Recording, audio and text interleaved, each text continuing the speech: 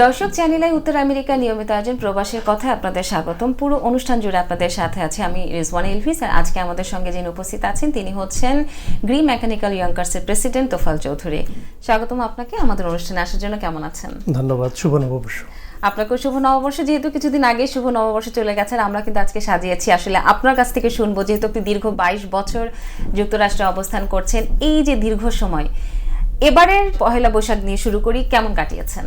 এবারে পহেলা বৈশাখ অন্যবার চেয়ে একটু ডিফারেন্স, ঘোরাঘুরির মধ্যেই ছিলাম, কারণ ফ্যামিলি সবাই ছিল একসাথে।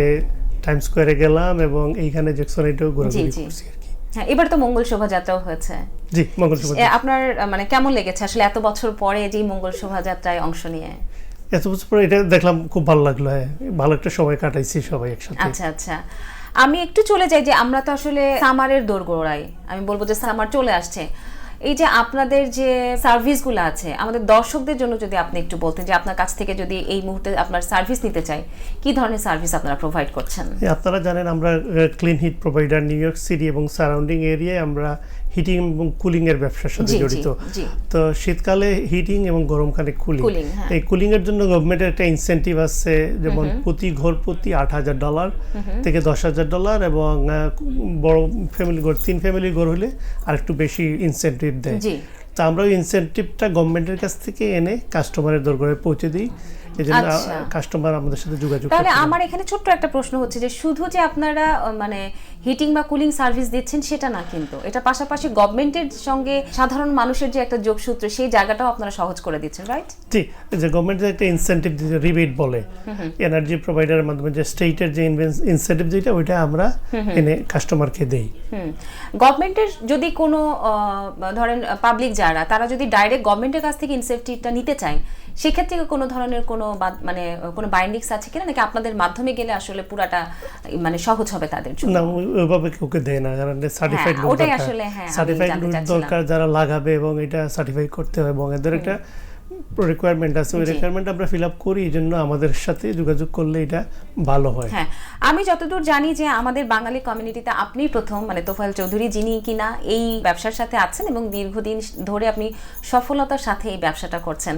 সো আপনার সার্ভিস আপনার পর্যন্ত পৌঁছাতে গেলে আসলে কিভাবে সম্ভব? আপনার কাছে আসতে গেলে তো পড়াশোনা করতে হবে, এটা হলো কমপ্লিটলি নিউ ফিল্ড। যেটা করতে হবে এটা জানতে হবে আপনাকে। যেমন আমি এটার জন্য প্রায় অলমোস্ট 2.5 ইয়ার্স এটা ক্লাস নিচ্ছি এটার ব্যাপারে। আচ্ছা, মানে আপনি স্টাডি করেছেন? এটা মাস্ট স্টাডি করতে হবে, কারণ এটা হলো গিয়ে নতুন টেকনোলজি। এটা লাগানোর পরে সার্ভিসটা শুরু হয়। এটা লাগানোর আগে কোনো সার্ভিস নেই, লাগানোর পরে। এই জন্য আপনাকে জানতে হবে কি লাগাচ্ছেন। এবং আমার ফুল একটা ইঞ্জিনিয়ারিং টিম আছে, এবং আমার ছোট ভাইরা আছে এই ব্যাপারে খুব ভালো এটা জানে, নলেজ আছে, ভেরি ওয়েল নো। সো আমি আরেকটা জিনিস জানতে চাচ্ছিলাম যে আপনার সঙ্গে আপনার সার্ভিসটা যে নিবে, আপনাদের অফিসটা কোথায় বা আপনাদের সঙ্গে যোগাযোগটা করবে কিভাবে? আমাদের সার্ভিস নেওয়ার জন্য আমাদের সাথে যোগাযোগ করতে হলে আমাদের ফোন করতে পারেন। আমাদের অফিসের নাম্বার হচ্ছে 914-222-9477, এবং আমাদের অফিসের অ্যাড্রেস 1900 সেন্ট্রাল পার্ক অ্যাভিনিউ, ইয়াঙ্কার্স। এই নাম্বারে কল করলে আমরা আপনাদের এটা সার্ভিসটা নেওয়ার জন্য আমাদের কল করতে হবে। প্রথমে কল করার পরে আমরা লোক পাঠাই বাসায় লোক পাঠানোর পরে একটা অ্যাসেসমেন্ট করার পরে যে কত ডলার ইনভেস্টমেন্ট হয় এটা আমরা বলি কাস্টমারকে। ওই পরে যে মনে করেন আপনার যদি ইনভেস্টমেন্ট হয় $15,000 আছে, তো গভর্নমেন্টের ইনসেন্টিভ ঘর $8,000 হতে পারে, $10,000 হতে পারে, যদি ইনকামটা লো হয়। তো ওইটার পরে যে ডলারটা ওইটা আপনাকে দিতে হবে। তার মানে আপনারা অ্যাসেসমেন্ট করার পরে বলতে পারেন যে একটা মানে পুরো হাউসের ভেতরে আপনাদের কি পরিমাণ সার্ভিস আপনাদের লাগছে, এবং সেই কস্টটা নির্ভর করবে গভর্নমেন্টের ইনসেন্টিভ পাওয়াটার পরে। তো সেই ক্ষেত্রে যদি প্রথমে আপনাদের সার্ভিস নিচ্ছে, তাহলে সেই টাকাটা কি প্রথমেই তাদেরকে পে করতে হবে কিনা? গভর্নমেন্টের ইনসেন্টিভ না, ওইটা তো ইনস্ট্যান্ট ডিসকাউন্ট দেই আমরা, কিন্তু ওই যে কাস্টমারের উপরে যেটা ইনভেস্টমেন্ট আছে ওইটা ওনারা। তাহলে এই অ্যাসেসমেন্টটা কি কাজের পরে করতে হয় আপনাদের, নাকি আপনারা কাজ স্টার্ট করার আগেই আপনারা অ্যাসেসমেন্টটা করেন? কারণ এগ্রিমেন্টের ব্যাপার আছে তাদেরও। হ্যাঁ, জি, তো প্লিজ। হ্যাঁ, তো আমাদের এটা হচ্ছে যে আমরা যখন লুক পাঠানোর পরে অ্যাসেসমেন্ট করলাম, তারপরে কস্ট ক্যালকুলেশন করলাম কত খরচ আসবে। খরচ আসার পরে রিবেটটা আমরা ইনস্ট্যান্ট ডিসকাউন্ট দিই, গভর্নমেন্টের যে ফান্ডিং ওটা ইনস্ট্যান্ট ডিসকাউন্ট করে।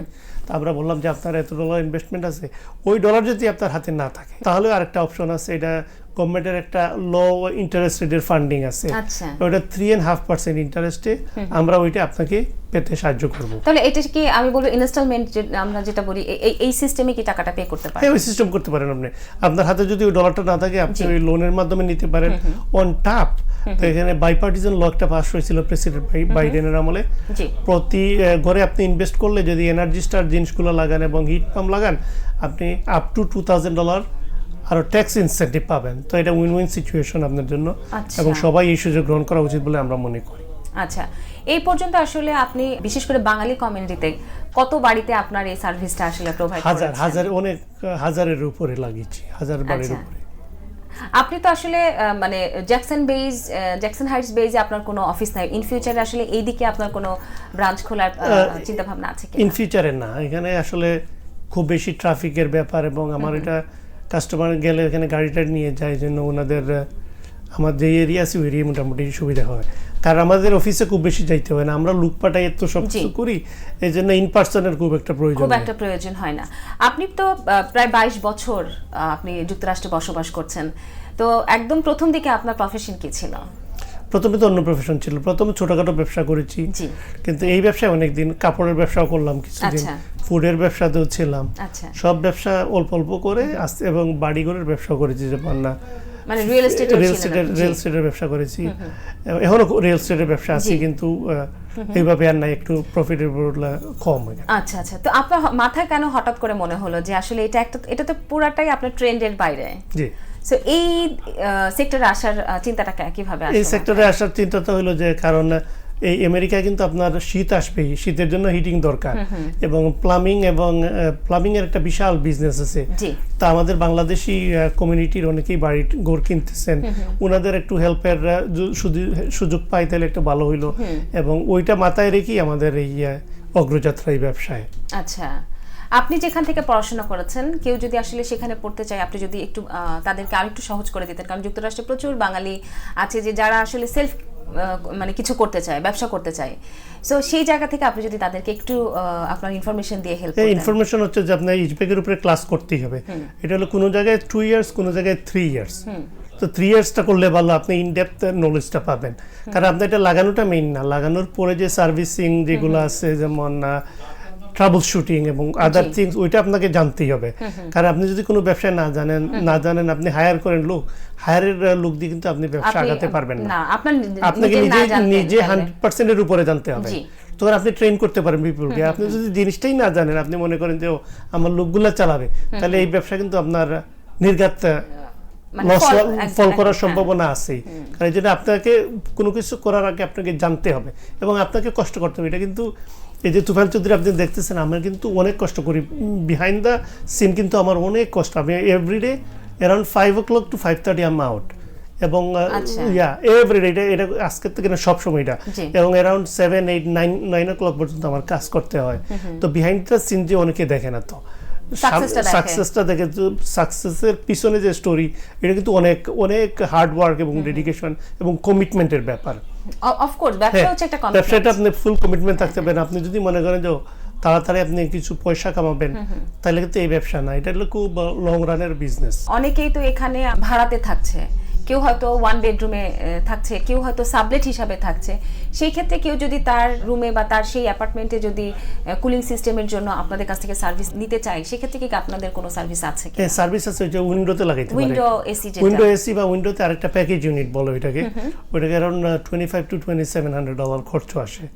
তো এটা আপনি আবার যদি যখন এক জায়গা থেকে মুভ করবেন, তখন এটা আপনি নিয়ে নিতে পারেন সাথে করে ওই হিটিং সিস্টেমটা। আচ্ছা, তো এটা তো আমি বলবো যে খুবই রিজনেবল একটা এটা রিজনেবল একটা প্রাইস, এবং এটা গভর্নমেন্ট থেকে $350 ইনসেন্টিভ আছে এটা।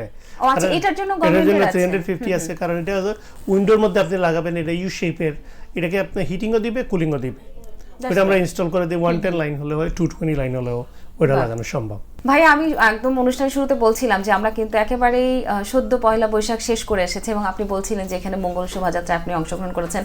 বাংলাদেশে যখন ছিলেন তখনকার বৈশাখ কেমন ছিল? তখন তো বৈশাখ ছিল, তো বয়স কম ছিল, সারাদিন ঘোরাফেরার মধ্যেই থাকতাম। যেমন ওই যে একটা গান ছিল সবসময়, এটাই বাস্তব, মেলায় যাই রে মেলায় যাই রে, বৈশাখের একটা মেলা ছিল, এবং সারা ঢাকায় ঘোরাফেরা করা হইতো। ওই সময় একটু দুরন্তপনার মধ্যেই ছিলাম, কিন্তু এখানে বৈশাখ ডিফারেন্স ফ্যামিলির সাথে কাটাইতে হয় এবং বাচ্চারাও সাথে যায় মাঝে মধ্যে। আপনি তো এই যে মানে প্রতি বছরই কি আসলে সেলিব্রেট করা হয় বৈশাখ এখানে?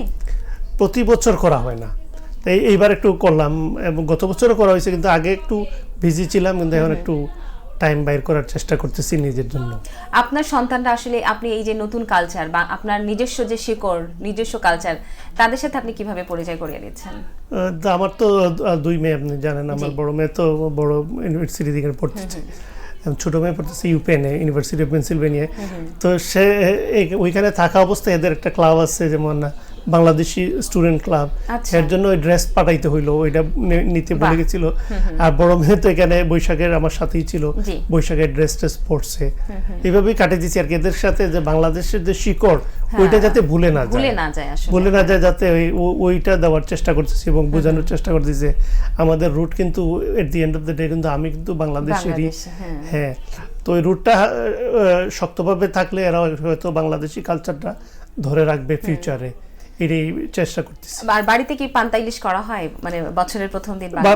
বছরের প্রথম দিন পান্তা ইলিশ করা হয়।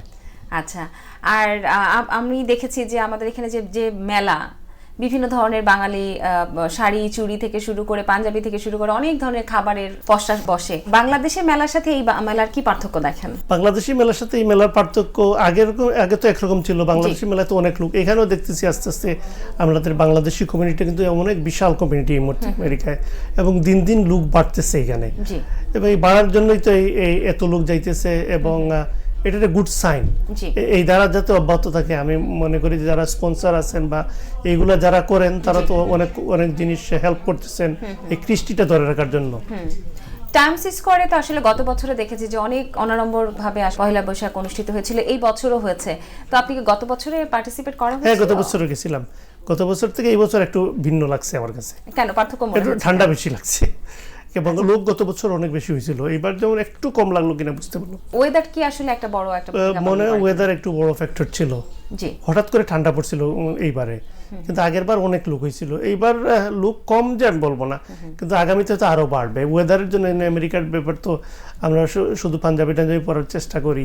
আপনার সাথে আমার আরো একটা প্রোগ্রামে দেখা হয়েছিল, সেটা হচ্ছে চ্যানেল আই অঙ্গনে, মানে প্রাঙ্গণে কিন্তু আমরা দেখেছিলাম যে তারা ছোট্ট করে একটা আসলে পয়লা বৈশাখ আয়োজন করেছিল। আমি বলবো যে বিদেশের মাটিতে আসলে মানে এরকম আয়োজন আমি আসলে সচরাচর আমার চোখে পড়ে না। সেই প্রসঙ্গে যদি আপনি কিছু বলতেন। হ্যাঁ, চ্যানেল আই তো সব সময় যে হৃদয়ে বাংলাদেশ যেটা ধারণ করছে, এবং প্রবাসীও বাংলাদেশ, যে একটা স্লোগান আপনাদের, এটার মধ্যেই তো অনেক কিছু নিহিত। কারণ হৃদয়ের মধ্যে বাংলাদেশ আছে, এবং এই হৃদয়টা প্রবাসে নিয়ে এসে প্রবাসীও বাংলাদেশ, এটা বাংলাদেশ একখণ্ড বাংলাদেশ, যেটা জ্যাকসন হাইটকে বলে, এর প্রাণকেন্দ্রে আপনারা অত্যন্ত সুন্দর একটা অনুষ্ঠান করলেন, পান্তা ইলিশ, এবং আরো অনেক আয়োজন করলেন, এবং অনেক দর্শক শ্রোতা আমি দেখলাম। এটা তো অনেক ভালো একটা আপনাদের উদ্যোগ নিয়েছেন, এবং এই যে অনুষ্ঠানগুলো করতেছেন এবং কৃষ্টি কালচারকে যে এইখানেও ধরে রেখেছেন, এই জন্য তো আপনারা অনেক ধন্যবাদ পাওয়ার যোগ্য। আপনাকে আবারও, যেহেতু বললাম যে নববর্ষ চলে গেল, আপনাকে আবারও অসংখ্য ধন্যবাদ আমাদের অনুষ্ঠানে আসার জন্য। নববর্ষের শুভেচ্ছা, অনেক অনেক ভালো থাকবেন। আমাদের দর্শকদের জন্য কিছু যদি বলতেন। ধন্যবাদ। আপনার মাধ্যমে চ্যানেল আইয়ের অগণিত দর্শক শ্রোতাকে আমি নববর্ষের শুভেচ্ছা জানাচ্ছি, এবং আপনাদের হিটিং এবং কুলিং এর ব্যাপারে যদি কোনো কিছুর দরকার হয়, বাংলাদেশি কমিউনিটিরা আমাদের সাথে যোগাযোগ করতে পারেন। আপনার নাম্বারটা যদি আরেকবার বলেন। আমার নাম্বারটা হচ্ছে 9142229477। আমি আবার বলছি 9142229477। অসংখ্য ধন্যবাদ। দর্শক, এই ছিল আজকের মতো। পরবর্তীতে দেখা হবে নতুন কোনো অতিথির সাথে। সেই পর্যন্ত ভালো থাকুন, সুস্থ থাকুন, দেখতে থাকুন চ্যানেলের সকল আয়োজন।